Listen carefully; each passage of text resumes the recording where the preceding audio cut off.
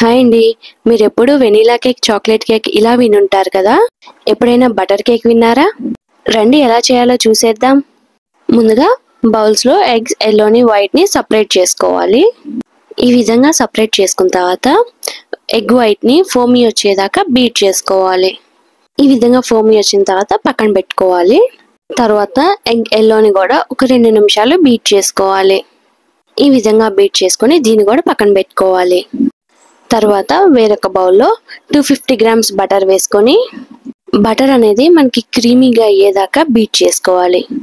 దీనికి ఒక 2 to 3 minutes time పడుతుంది. ఈ విధంగా క్రీమీగా అయిన తర్వాత 250 గ్రామ్స్ షుగర్ పౌడర్ని 3 టైమ్స్గా వేసుకుంటూ బీట్ చేసుకోవాలి. ఇక్కడ చూపిస్తున్న విధంగా బీట్ చేసుకోవాలి. అందులో ముందుగా మనం ఎగ్ వైట్ని బీట్ చేసుకొని పక్కన పెట్టుకున్నాం కదా, దాన్ని వేసుకొని కట్ అండ్ ఫోల్డ్ మెథడ్లో మాత్రమే మిక్స్ చేసుకోవాలి. ఎగ్ వైట్ ఈ విధంగా ఫుల్గా మిక్స్ అయిన తర్వాత బీట్ చేసుకున్న ఎగ్ యెల్లోని కూడా వేసుకొని ఇందాక కలుపుకున్నట్లుగానే కట్ అండ్ ఫోల్డ్ మెథడ్లో మిక్స్ చేసుకోవాలి.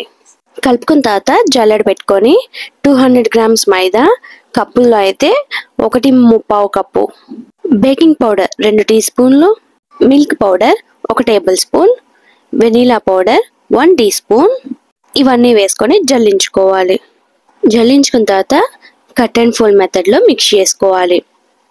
మధ్య మధ్యలో 4 టేబుల్ స్పూన్ల పాలని 1 టేబుల్ స్పూన్ చొప్పున పోసుకుంటూ కట్ అండ్ ఫోల్డ్ మెథడ్లో మిక్స్ చేసుకోవాలి.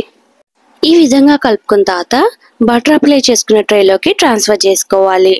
ట్రేలోకి ట్రాన్స్ఫర్ చేసుకున్న తర్వాత ఇక్కడ చూపిస్తున్న విధంగా నీట్గా స్ప్రెడ్ చేసుకోవాలి. తర్వాత 3 టైమ్స్ ట్యాప్ చేసుకొని ముందుగా 180 డిగ్రీ సెల్సియస్లో 5 మినిట్స్ ప్రీహీట్ చేసుకున్న అవెన్లో పెట్టుకొని 35 to 40 మినిట్స్ బేక్ చేసుకోవాలి. 40 మినిట్స్ తర్వాత నైఫ్తో చెక్ చేసుకున్నట్లయితే ఏమీ అంటుకోలేదు కాబట్టి పర్ఫెక్ట్గా బేక్ అయినట్టు. దీన్ని ఒక 5 నిమిషాలు పక్కన పెట్టుకోవాలి. 5 నిమిషాల తర్వాత డిమోల్డ్ చేసుకొని కట్ చేసుకోవాలి. అంతే అండి, ఎంతో స్పాంజీగా ప్లఫీగా ఉండే బటర్ కేక్ రెడీ. ఖచ్చితంగా మీరు కూడా ట్రై చేసి మీకు ఎలా కుదిరిందో కామెంట్ చేస్తారు కదా.